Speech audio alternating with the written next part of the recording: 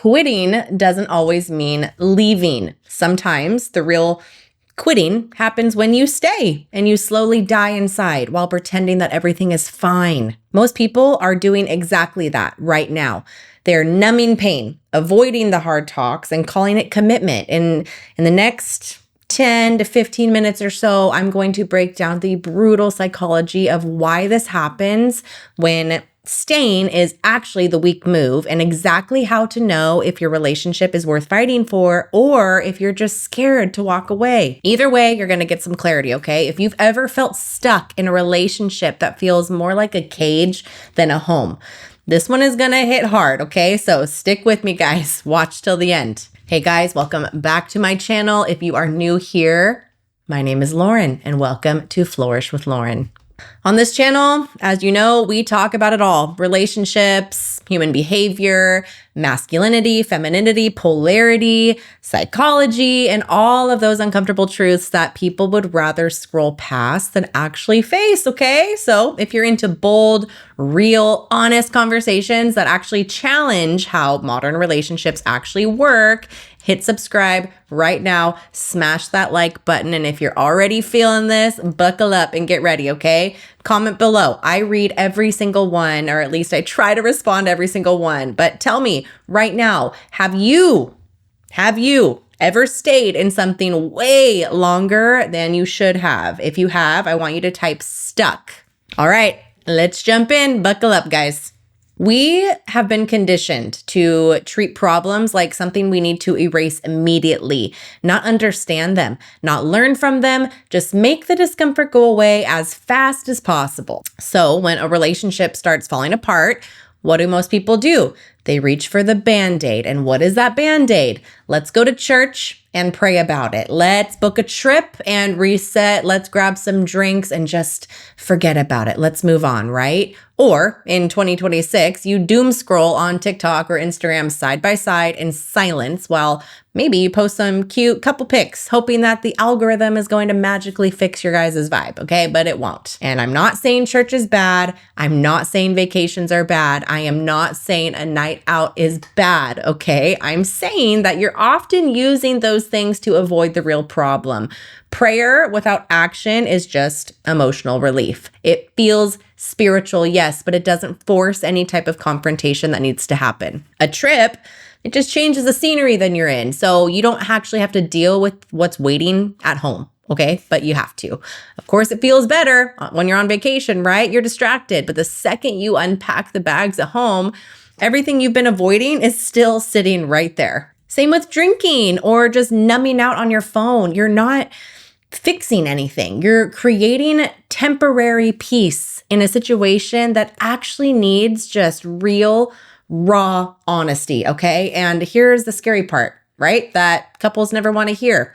John Gottman, we all know him. There's research that literally can predict divorce with over 90% accuracy just by watching how couples handle conflict. And one of the biggest killers, stonewalling, exactly the kind of withdrawal and avoidance that we're talking about right now. If you're watching this thinking, damn, that's exactly me, or that's exactly what we do, you're not alone, okay? So keep listening. Now, let me be crystal clear about what is not avoidance. What is not avoidance is sitting down literally face to face with your partner, no phones, no alcohol, no running away, and having the conversation that you have been dodging for months, maybe years, and that is terrifying.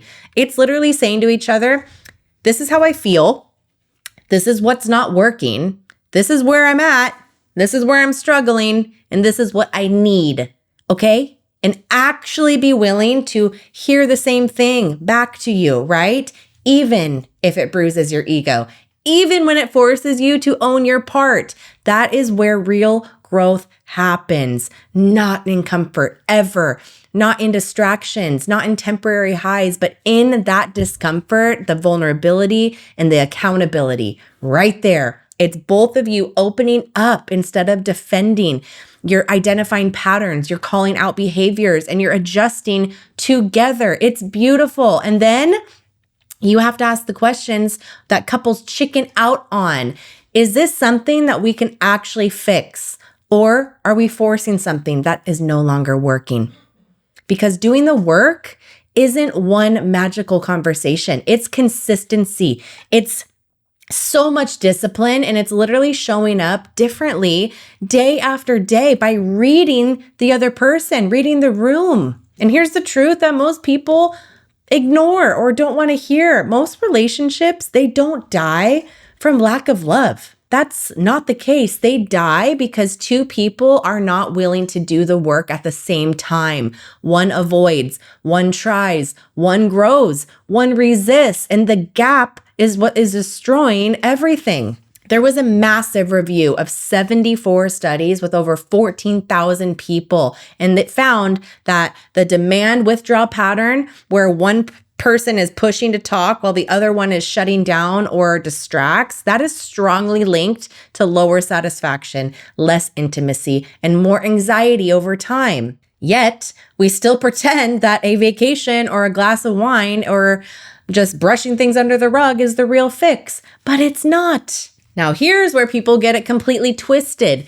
They think that staying automatically equals strength, but it doesn't. If you have actually done the hard work, like seriously, months of doing the hard work, had the raw conversations, been extremely vulnerable, taken accountability, seen real behavior change from both sides, and still nothing improves, then staying is not strength. It is fear. Fear of starting over, fear of being alone, fear of admitting that you maybe chose wrong. All of these things, right? Fear of honestly the unknown. So you stay in something that is slowly breaking both of you. That is not commitment. That is avoidance on the deepest level, okay? And then those two people, they hide behind, I made a vow, I can't quit. That sounds pretty noble on the surface, sure. But if there's no compatibility, no polarity, no respect, no love, just slow resentment, you're not honoring that vow. You're protecting your ego. You don't want to be the one who failed, so you stay. And guess who's watching? Your kids. Your kids are watching that dysfunction, that quiet disconnection. And if you're staying for the kids, here's what the data actually shows. Children in high conflict homes, check this out, they face higher rates of anxiety and depression than kids whose parents separate, cleanly, and co-parent with respect. Staying miserable isn't always protecting them. Sometimes it's modeling exactly what unhealthy love looks like, and that is what you're teaching them. You think they're not paying attention to you? They are. Real maturity looks completely different. Real maturity is doing the work first, facing everything head on, communicating clearly, taking full responsibility, actually trying for real over time and time and time and time. Then stepping back and asking this question. Is this relationship actually worth fighting for? Or am I forcing something that is no longer right? If the answer is no, you have the strength to walk away, not emotionally, not impulsively, but from real, honest clarity. What's wrong with that? Honestly, sometimes the most loving and respectful thing you can do is literally let somebody go so they can find the love that they deserve. And so you can too. So before you decide whether to stay or leave, you have to ask yourself this. Have we actually done the work, or have we just been avoiding it in just fancier ways, right? I'm going to give you some real signs that you're still avoiding and not confronting the situation, okay? Number one, you feel more relief when your partner isn't home than when they walk through the door. Number two, you have a mental list of everything that they need to change, but you never say it out loud. Number three, you're staying for the house, the kids, the lifestyle, the friends, but not because you actually like who you two are together anymore. Number four, you catch yourself literally fantasizing about leaving more than you catch yourself fantasizing about fixing things. That's sunk cost thinking. You've invested years, so you try to convince yourself that you have to stay, even when there's literally every sign out there that is screaming to you otherwise. On the flip side, here's how you know that you've actually done the work and it's working. You've had multiple honest conversations with no distractions. Both of you have owned your part with no excuses. There is total, full accountability on both sides. You've seen real behavior change over weeks and months, not just words and empty promises. You feel closer after the hard talks instead of more distant. And you can actually look at your partner and still say, hey, you know what? Even on these bad days, I still choose this because it's growing us. It's not draining us, and I love you. If that is not your reality, you already know what you've been doing, okay? And look, listen, seriously, I'm not here to tell you to just blow up your life tomorrow. No, I'm here to wake you up. I'm here to tell you that real love requires real work. And sometimes the bravest work is literally admitting to yourself that it's no longer working and being okay with that. Most people, they stay miserable for 2, 3, 4, 5 years before they finally pull the trigger, sometimes 20 years. That is years of quiet quitting while pretending that everything is fine. And shame on you if that is where you're at.